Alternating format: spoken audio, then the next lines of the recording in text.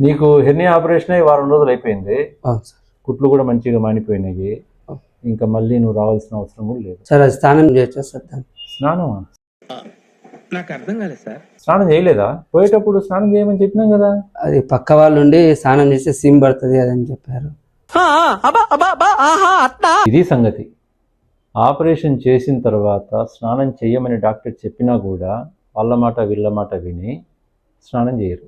Operation తర్వాత స్నానం చేస్తే ఆ నీళ్లు గాయం మీద పడి చీమబడుతుంది అనేది వాళ్ళ నమ్మకం. నిజానికి ఆపరేషన్ అయిన తర్వాత 24 గంటల్లో గాయం పుడిపోతుంది. గాయాన్ని కవర్ చేస్తూ ఎపిథీలియల్ లేయర్ వచ్చేస్తుంది. ఆ తర్వాత నీళ్లు పడ్డా ఆ నీళ్లు లోపలికి వెళ్ళలేవు.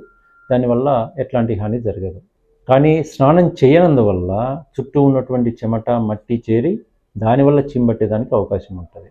కాబట్టి ఆపరేషన్ అయిన తర్వాత డాక్టర్ కనుక స్నానం చేయొచ్చు అని చెప్తే డాక్టర్ మాట వినండి. మీకున్నటువంటి అపోహలను పక్కన పెట్టండి.